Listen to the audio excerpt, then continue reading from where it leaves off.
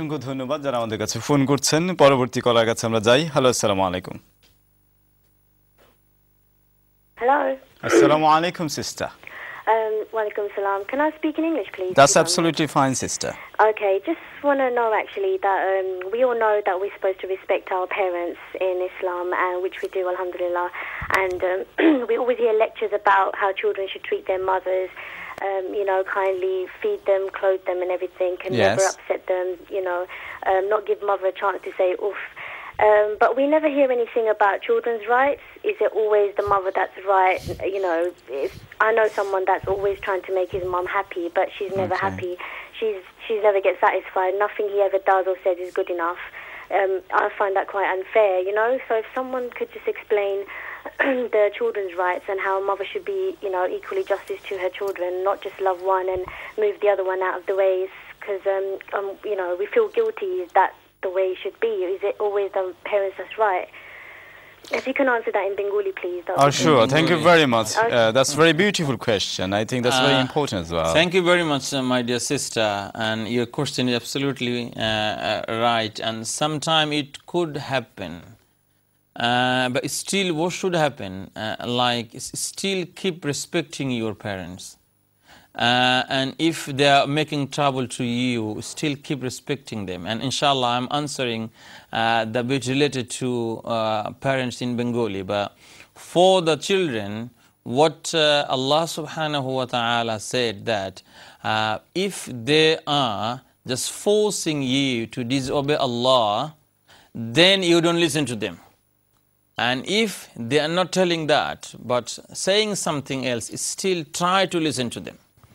That's Allah subhanahu wa ta'ala said that if a father or mother forcing you to disobey Allah, then don't listen to them. Otherwise, you have to listen to your parents. This advice for children. Now advice for moms. মায়েদের জন্য এখন সবচেয়ে বড় কথা হলো কি যে এই পৃথিবীতে আমরা মা বাবাদেরকে আল্লাহ যেই সম্পদ দিচ্ছেন তার মধ্যে সবথেকে ভালো মূল্যবান সম্পত্তি হলো আমাদের সন্তানরা।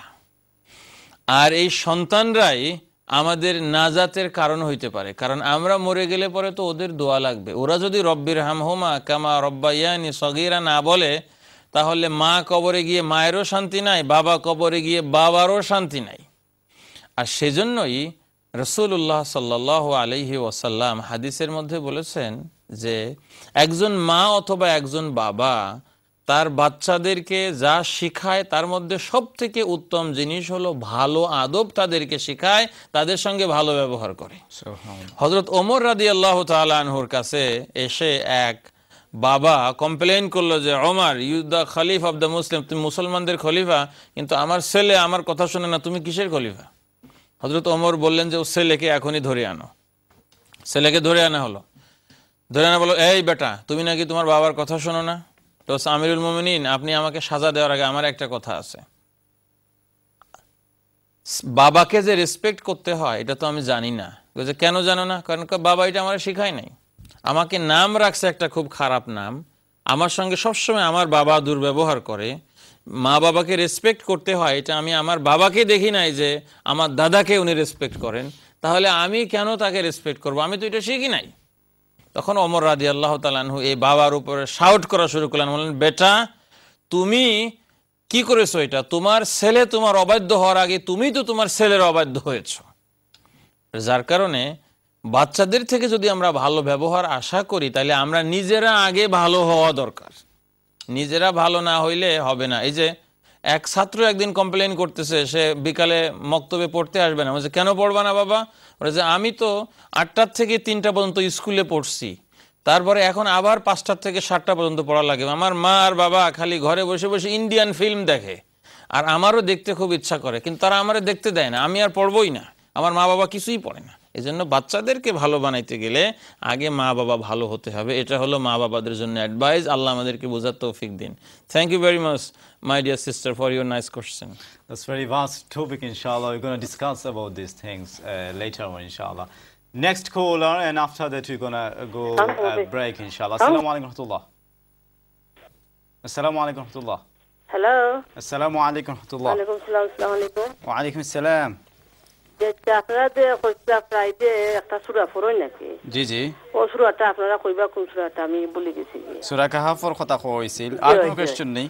জি, আর কোনো কোশ্চেন আছে নি আপনার? আর একটা আছে ওদের শো সেজদা দিন। জি, ওগুতা কোন সময় দিন নাকি ওগুতা তো বুঝাই কইবা। আচ্ছা, আমরা আনসার লেখা করে কইবা প্লিজ।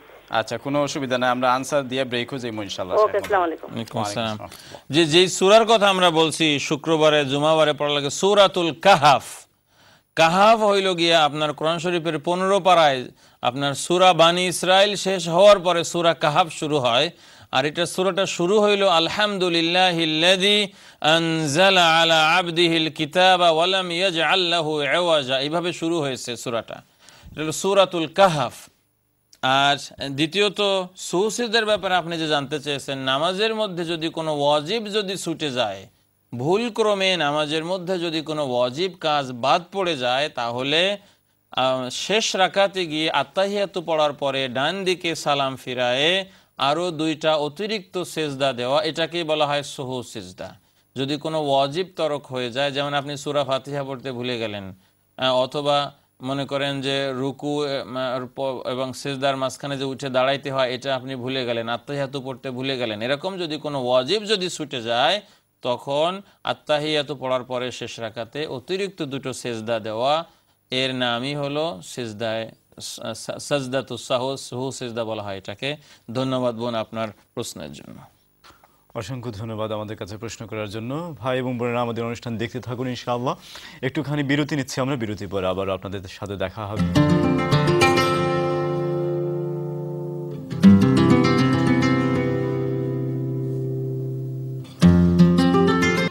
তান খুইসুন তান কোয়েশ্চন আছে যে মাশরুম খাওয়া হালাল না হারাম, এটা তান কোয়েশ্চন আছে।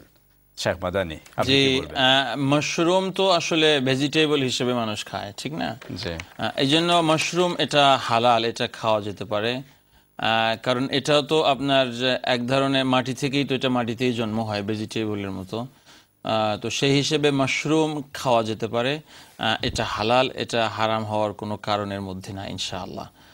তো সেজন্য যারা মাশরুম খাচ্ছেন তারা যে কোনো অন্যায় করতেছেন তা না, এটা ঠিকই আছে, এটা খাওয়া যাবে ইনশাআল্লাহ। অসংখ্য ধন্যবাদ। আমরা পরবর্তী কলার কাছে যাচ্ছি। আসসালামু আলাইকুম ওয়া রাহমাতুল্লাহ।